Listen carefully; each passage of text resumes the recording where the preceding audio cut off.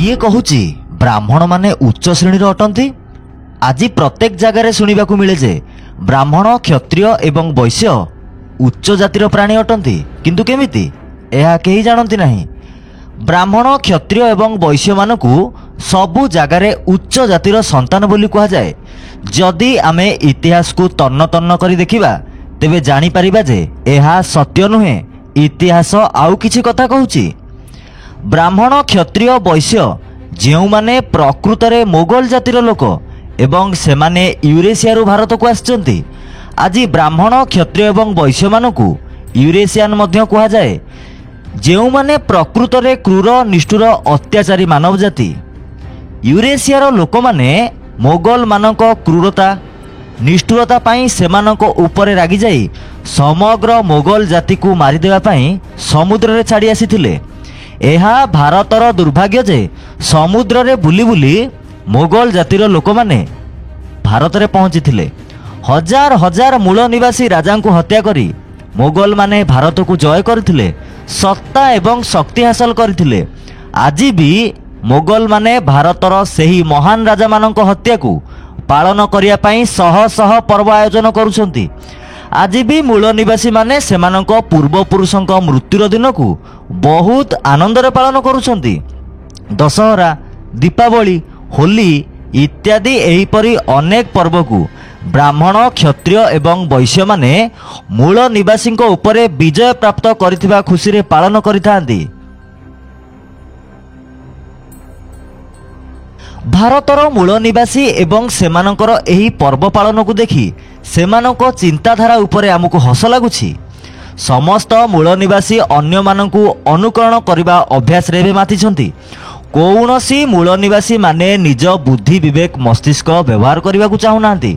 समस्ते ब्राह्मण मानक शब्दर जाल रे फसी रहिछंती एवं ब्राह्मणवादी पर्व पर्वाणी परंपरा को मथापाती मानि आसुछंती एवं हजारे वर्ष धरी मोगल अर्थात यूरेशियन अर्थात आर्य अर्थात ब्राह्मण क्षत्रिय एवं वैश्य मानक दासत्व लगी पड़िछंती। एबे आसंतु ब्राह्मण मानकर उच्च जाति विषय आलोचना करिबा।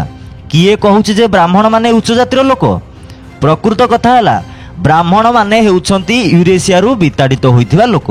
एटी प्रश्न उठिबा स्वाभाविक, जदि ब्राह्मण माने उच्च जातिर थिले तेबे सेमानकु यूरेशिया रु काहेकि विताड़ित करा जाई थांदा? यूरेशियार शासक माने ब्राह्मण मानकु समुद्र रे मारिबाकू काहेकि छाड़ी देई जाई थांदे? वास्तव रे ब्राह्मण एक नीच एवं निकृष्ट जाति। एही तथा कथित ब्राह्मण माने मध्य पूर्वरु गोमांस खाइचंती। ऋग वेदरे एहार प्रमाण मध्य अछि, जेउथिरे कुहा जाइछि जे पूजा परे गाई बलद किंबा षंढ को बलि देवा आवश्यक एवं ब्राह्मणों द्वारा बलि दिया जाइथिबा पशुर मांस खाइबा आवश्यक। जदि जणे ब्राह्मणों द्वारा बलि दिया जाइथिबा पशु मानकर मांस खाइबा को मना करंती तेबे तांकर 20 पीढ़ी नरक को जाती। ऋग वेदरे इंद्र जी कि जणे आर्य थिले एवं परे ब्राह्मण माने तांकु निज भगवान बनई देथिले। से कुहंती, हे इंद्राणी, यज्ञ एवं पूजा परे जेतेबेले बध करुथुवा लोक माने गाई बलद षंढ को बध करंती एवं बलि दियंती तेबे मु सेही मांस खाई मोटा होई जाए। जदि महाभारत अध्ययन करा जाए तेबे महाभारत युद्ध विवरण थिबा अध्याय रे लेखा अछि जे महाभारत युद्ध समय रे ब्राह्मण मानकु संतुष्ट करिया पई प्रतिदिन 2000 गाई मानकु बध करा जाई ब्राह्मण मानकु खाइबाकू दिया जाउथिला।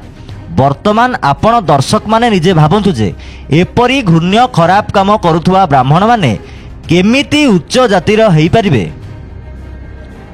आमे एबे मनुस्मृति विषय रे कहूचु, जहा ब्राह्मण मनुक द्वारा लिखित। मनुक परी नीच व्यक्ति सारा दुनिया रे अन्य केही हेई परिबे नाही। किंतु काहे की? कारण मनु जणे नारी ठारू जन्म होई मध्य नारी को नीच बोली लिखिचंती। मनुक अनुଯାयी महिला स्वाधीनता अधिकार पाइचंती। अध्याय 9 पद 45। पुणी तापरे मनु लिखिले, नारी केवल पत्नी झियो माँ सबु रूपरे से केवल दासी। अध्याय 9 पद 416। प्रत्येक रूपरे नारी माने अपवित्र, तांकर पढ़िबा लेखिबा किंबा ज्ञान आहरण करिवार कौनसी अधिकार नहीं। अध्याय 9 पद 66 एवं अध्याय 9 पद 18। नारी हेउची नरकर द्वार, ଅଧ୍ୟାୟ 11 ପଦ 36 ଏବଂ 37। ଜଣେ ମହିଳା ଯିଏ ପଢ଼ିପାରେ ଏବଂ ଲେଖିପାରେ ସେ ଅଶୁଦ୍ଧ ଏବଂ ଅପବିତ୍ର। ଜଣେ ଶିକ୍ଷିତ ମହିଳାଙ୍କ ହାତରୁ ଖାଦ୍ୟ ଖାଇବା ଉଚିତ ନୁହେଁ। ମନୁସ୍ମୃତି ଅଧ୍ୟାୟ 4 ପଦ 205 ଏବଂ 206।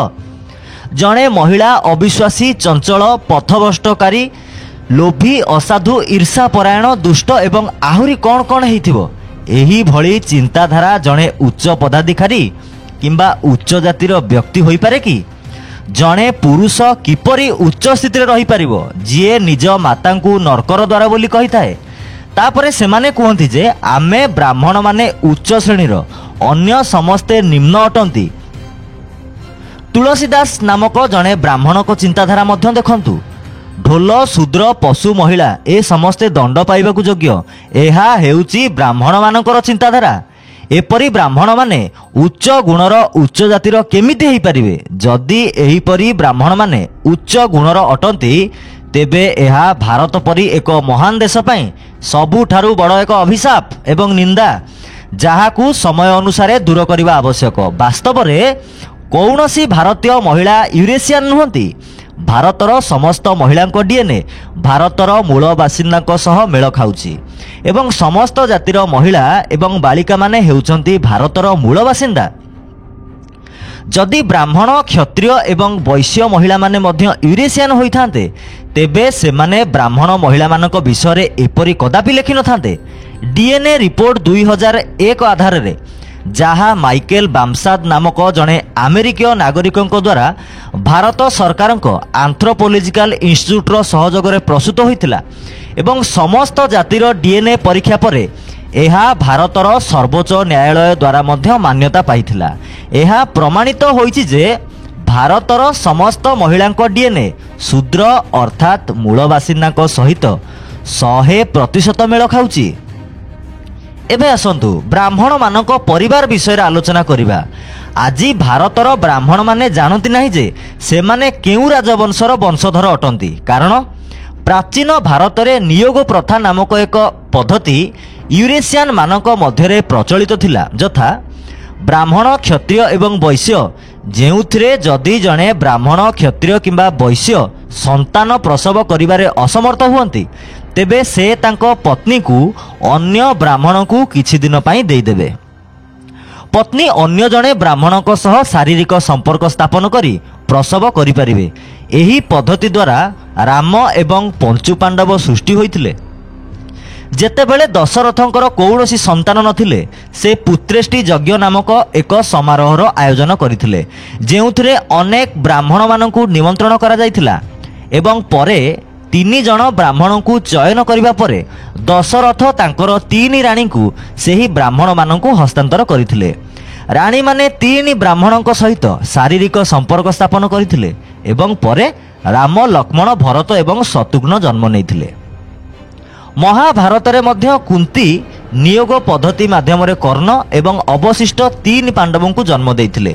କୁନ୍ତୀ ନିଜେ ଜଣେ ଚରିତ୍ରହୀନ ମହିଳା ଥିଲେ, କିନ୍ତୁ ମାଦ୍ରୀଙ୍କୁ ତାଙ୍କୁ ବେଶ୍ୟା କିମ୍ବା ଚରିତ୍ରହୀନ ବୋଲି ଦର୍ଶାଇବା ପାଇଁ କୁନ୍ତୀ ମାଦ୍ରୀଙ୍କୁ ଅନ୍ୟ ପୁରୁଷମାନଙ୍କ ସହିତ ସନ୍ତାନ ଜନ୍ମ କରିବାକୁ ପରାମର୍ଶ ଦେଇଥିଲେ ଏବଂ ତାଙ୍କୁ ମାଦ୍ରୀଙ୍କୁ ସମ୍ପୂର୍ଣ୍ଣ ସାହାଯ୍ୟ କରିଥିଲେ। ଯଦି ଆମେ ବ୍ରାହ୍ମଣ, କ୍ଷତ୍ରିୟ ଏବଂ ବୈଶ୍ୟମାନଙ୍କ ବିଷୟରେ ଅଧିକ ପୁରାଣ ଶାସ୍ତ୍ର ଅଧ୍ୟୟନ କରିବା ଏହା ସ୍ପଷ୍ଟ ହୋଇଯିବ ଯେ ବ୍ରାହ୍ମଣମାନଙ୍କର ବୈଦିକ ଯୁଗରେ ବାପ ସହିତ ଝିଅ ଏବଂ ମା ସହିତ ପୁଅର ଶାରୀରିକ ସମ୍ପର୍କ ମଧ୍ୟ ଉପଯୁକ୍ତ ବୋଲି ବିବେଚନା କରାଯାଉଥିଲା। କିଛି ଉଦାହରଣ ଉପରେ ନଜର ପକାନ୍ତୁ। ବଶିଷ୍ଠ ନାମକ ଜଣେ ଆର୍ଯ୍ୟ ତାଙ୍କ ଝିଅ ଶତରୂପାଙ୍କୁ ବିବାହ କରିଥିଲେ। ନାରୀଙ୍କୁ ନୀଚ କହିଥିବା ଏଇ ମନୁ ତାଙ୍କ ଝିଅ ଇଲାଙ୍କୁ ବିବାହ କରିଥିଲେ। ଜାହାନୁ ତାଙ୍କ ଝିଅ ଜାହ୍ନବୀଙ୍କୁ ବିବାହ କରିଥିଲେ। ସୂର୍ଯ୍ୟ ତାଙ୍କ ଝିଅ ଉଷାଙ୍କୁ ବିବାହ କରିଥିଲେ। ଧ୍ୱ ପ୍ରଚେତାନୀ ଏବଂ ତାଙ୍କ ପୁତ୍ର ସୋମ ନିଜ ଝିଅ ମାରିସା ସହିତ ସମ୍ଭୋଗ କରିଥିଲେ। ଦକ୍ଷ ନିଜ ଝିଅଙ୍କୁ ତାଙ୍କ ପିତା ବ୍ରହ୍ମାଙ୍କୁ ଦେଇଥିଲେ ଏବଂ ଦୋହିତ୍ର ନିଜର 27 ଜଣ ଝିଅଙ୍କୁ ତାଙ୍କ ପିତା ସୋମଙ୍କ ସନ୍ତାନ ଉତ୍ପତ୍ତି ନିମନ୍ତେ ଦେଇଥିଲେ। ଆର୍ଯ୍ୟମାନେ ଖୁଲମ ଖୁଲା ଭାବରେ ଯୌନ ସମ୍ପର୍କ ରଖୁଥିଲେ। ବାମଦେବ ବିରତ ପରମ୍ପରା ନାଁରେ ସମସ୍ତ ସାଧୁମାନେ ଯଜ୍ଞ କରି ସମସ୍ତଙ୍କ ସାମ୍ନାରେ ଖୋଲା ଖୋଲି ଭାବରେ ଅନେକ ମହିଳାମାନଙ୍କୁ ସମ୍ଭୋଗ କରୁଥିଲେ। ଏହାର କିଛି ଉଦାହରଣ ଉପରେ ନଜର ପକାନ୍ତୁ। ପରାଶର ଋଷି ସତ୍ୟବତୀ ଏବଂ ଧିଦର୍ମାଙ୍କ ସହ ଯଜ୍ଞଭୂମିରେ ସର୍ବସମ୍ମୁଖରେ ସମ୍ଭୋଗ କରିଥିଲେ। ପ୍ରାଚୀନ କାଳରେ ଯୋନି ଅର୍ଥ ଥିଲା ଘର ଏବଂ ଅଯୋନି ଅର୍ଥ ଥିଲା ଘର ବାହାରେ। ଘରେ ରହିଥିବା ଗର୍ଭକୁ ଯୋନି ସମ୍ଭୂତା କୁହାଯାଉଥିଲା ଏବଂ ଘର ବାହାରେ ରହିଥିବା ଗର୍ଭକୁ ଅଯୋନି ସମ୍ଭୂତା କୁହାଯାଉଥିଲା। ସୀତା ଏବଂ ଦ୍ରୌପଦୀ ଯୋନି ଅଯୋନି ପରମ୍ପରା ଭଳି ଜନ୍ମ ହୋଇଥିଲେ। ପ୍ରାଚୀନ କାଳରେ ମହିଳାମାନଙ୍କୁ ଭଡ଼ାରେ ଦେବା ଅଭ୍ୟାସ ମଧ୍ୟ ଏହି ବ୍ରାହ୍ମଣମାନଙ୍କ ମଧ୍ୟରେ ପ୍ରଚଳିତ ଥିଲା। ଏହାର କିଛି ଉଦାହରଣ ଉପରେ ନଜର ପକାନ୍ତୁ। ରାଜା ଯଯାତି ନିଜ ଝିଅ ମାଧବୀକୁ ଗାଲବଙ୍କୁ ଦେଇଥିଲେ। ଗାଲବ ମାଧବୀଙ୍କୁ 3 ରାଜାଙ୍କୁ ଭଡ଼ାରେ ଦେଇଥିଲେ। ଗାଲବ ମାଧବୀ ଅର୍ଥାତ୍ ତାଙ୍କ ଭଉଣୀକୁ ବିଶ୍ୱାମିତ୍ରଙ୍କୁ ଦେଇଥିଲେ। ମାଧବୀ ବିଶ୍ୱାମିତ୍ରଙ୍କ ସହ ଏକ ପୁତ୍ର ସନ୍ତାନ ଜନ୍ମ ଦେଇଥିଲେ। ଏହାପରେ ଗାଲବଙ୍କ ପାଖକୁ ତାଙ୍କ ଭଉଣୀ ମାଧବୀ ଫେରି ଆସିଥିଲେ। ତାପରେ ତାଙ୍କ ପିତା ଯଯାତିଙ୍କ ପାଖରେ ମାଧବୀ ରହିଥିଲେ। କନ୍ୟା ଶବ୍ଦର ବୈଦିକ ଅର୍ଥ ଏହା ନୁହେଁ ଯାହା ଆଜି ପ୍ରଚଳିତ ଅଛି। କନ୍ୟା ଶବ୍ଦର ବୈଦିକ ଅର୍ଥ ହେଉଛି ଜଣେ ମହିଳା କିମ୍ବା ଝିଅ ଯିଏ ଯୌନ ସମ୍ପର୍କ ପାଇଁ ମୁକ୍ତ। କୁନ୍ତୀ ଏବଂ ମତ୍ସ୍ୟଗନ୍ଧା ଏହାର ଜ୍ୱଳନ୍ତ ପ୍ରମାଣ। ପାଣ୍ଡୁଙ୍କୁ ବିବାହ କରିବା ପୂର୍ବରୁ କୁନ୍ତୀ ପୂର୍ବରୁ ଅନେକ ଥର ସନ୍ତାନ ଜନ୍ମ ଦେଇ ସାରିଥିଲେ। ମତ୍ସ୍ୟଗନ୍ଧା ଭୀଷ୍ମଙ୍କ ପିତା ଶାନ୍ତନୁଙ୍କୁ ବିବାହ କରିବା ପୂର୍ବରୁ ଋଷି ପରାଶରଙ୍କ ସହ ଯୌନ ସମ୍ପର୍କ ରଖିଥିଲେ। ଭଲ ସନ୍ତାନଟିଏ ପାଇବା ପାଇଁ ୟୁରେସିଆନ୍ ଆର୍ଯ୍ୟମାନେ ସେମାନଙ୍କର ପତ୍ନୀମାନଙ୍କୁ ଦେବ ନାମକ ଆର୍ଯ୍ୟ ଶ୍ରେଣୀର ଲୋକଙ୍କୁ ଦେଉଥିଲେ। ୟୁରେସିଆନ୍ ଯଥା ଆର୍ଯ୍ୟମାନେ ମଧ୍ୟ ପଶୁମାନଙ୍କ ସହିତ ଶାରୀରିକ ସମ୍ପର୍କ ରଖୁଥିଲେ। ଦାମ ନାମକ ଜଣେ ଆର୍ଯ୍ୟ ହରିଣ ସହିତ ଶାରୀରିକ ସମ୍ପର୍କ ରଖିଥିଲେ ଏବଂ ସୂର୍ଯ୍ୟ ନାମକ ଜଣେ ଆର୍ଯ୍ୟ ଏକ ଘୋଡ଼ି ସହିତ ଶାରୀରିକ ସମ୍ପର୍କ ରଖିଥିଲେ। ଅଶ୍ୱମେଧ ଯଜ୍ଞରେ ମହିଳାମାନେ ମନୋରଞ୍ଜନ ପାଇଁ ଘୋଡ଼ା ସହିତ ଶାରୀରିକ ସମ୍ପର୍କ ରଖିବାକୁ ସେତେବେଳେ ବାଧ୍ୟ ହେଉଥିଲେ। ଏହାର ପ୍ରମାଣ ଯଜୁର୍ବେଦ ଏବଂ ଅନ୍ୟାନ୍ୟ ପୁରାଣରେ ମଧ୍ୟ ମିଳିଥାଏ। ବ୍ରାହ୍ମଣମାନଙ୍କର ଏହିଭଳି ଅନେକ କଦର୍ଯ୍ୟ କୁଶ୍ଚିତ ଇତିହାସ ରହିଛି ଯାହା ଆମକୁ କହିବାକୁ ଅତ୍ୟନ୍ତ ଖରାପ ଲାଗୁଛି। ତେବେ ଏହି ସମସ୍ତ ପଦ୍ଧତି ମାଧ୍ୟମରେ ପିଲାମାନେ ହଜାର ହଜାର ବର୍ଷ ଧରି ବ୍ରାହ୍ମଣ କ୍ଷତ୍ରିୟ ଏବଂ ବୈଶ୍ୟମାନଙ୍କ ଘରେ ଜନ୍ମ ହେବାରେ ଲାଗିଲେ। ସେଥିପାଇଁ ବୋଧେ ସେତେବେଳେ ମେଞ୍ଚା ମେଞ୍ଚା ସନ୍ତାନ ଜନ୍ମ ହୋଇଥିଲେ। ସେତେବେଳେ ଗର୍ଭନିରୋଧକ ବଟିକା ବି ନଥିଲା ଏବଂ ବ୍ରାହ୍ମଣ କ୍ଷତ୍ରିୟ ଏବଂ ବୈଶ୍ୟ ପରିବାର ଜାରି ରହିଲେ। ବର୍ତ୍ତମାନ କେହି କହିପାରିବେ କି ଏ ବ୍ରାହ୍ମଣମାନେ କିପରି ଉଚ୍ଚ ଶ୍ରେଣୀର ହୋଇଗଲେ? ଯେଉଁମାନେ ନିଜ ପରିବାର ବିଷୟରେ ମଧ୍ୟ ଜାଣନ୍ତି ନାହିଁ, ଯେଉଁମାନେ ଜାଣନ୍ତି ନାହିଁ ସେମାନଙ୍କୁ କିଏ ସୃଷ୍ଟି କରିଛନ୍ତି, ସେମାନେ କିପରି ଉଚ୍ଚ ମାନ୍ୟତା ପାଇଲେ? ବର୍ତ୍ତମାନ ଅନେକ ବ୍ରାହ୍ମଣ କ୍ଷତ୍ରିୟ ଏବଂ ବୈଶ୍ୟ ଆମକୁ ଏଠାରେ ଦୁର୍ବ୍ୟବହାର କରିପାରନ୍ତି, କିନ୍ତୁ କେହି ସତ୍ୟକୁ ଗ୍ରହଣ କରିବେ ନାହିଁ। ବ୍ରାହ୍ମଣ କ୍ଷତ୍ରିୟ ଏବଂ ବୈଶ୍ୟଙ୍କ ପାଇଁ ଏହା ହିଁ ବାସ୍ତବ ସତ୍ୟ। ଏହାକୁ ସ୍ୱୀକାର କରନ୍ତୁ ଯେ ଆପଣମାନେ ଉଚ୍ଚ ଗୁଣର କିମ୍ବା ଉଚ୍ଚ ଜାତିର ନୁହନ୍ତି। ଆପଣମାନେ ଦୁନିଆର ସବୁଠାରୁ ଖରାପ ଜାତି ଅଟନ୍ତି। ତେଣୁ ନିଜର ଅହମ୍ ଭାବନାକୁ ତ୍ୟାଗ କରି ସମାନତା ଦୃଷ୍ଟି ରଖନ୍ତୁ। ଇତିହାସ ତ ବିକୃତ ଥିଲା, କିନ୍ତୁ ଆଜି ଆମେ ସମସ୍ତେ ଚାହିଁଲେ ଏକ ସମାନତାପୂର୍ଣ୍ଣ ଜାତିଭେଦ ବିହୀନ ସମାଜ ନିର୍ମାଣ ହୋଇପାରିବ। ଆଜିର ଅଧ୍ୟାୟରେ ଆପଣମାନଙ୍କୁ ଆମର ଏହା ହିଁ ସନ୍ଦେଶ।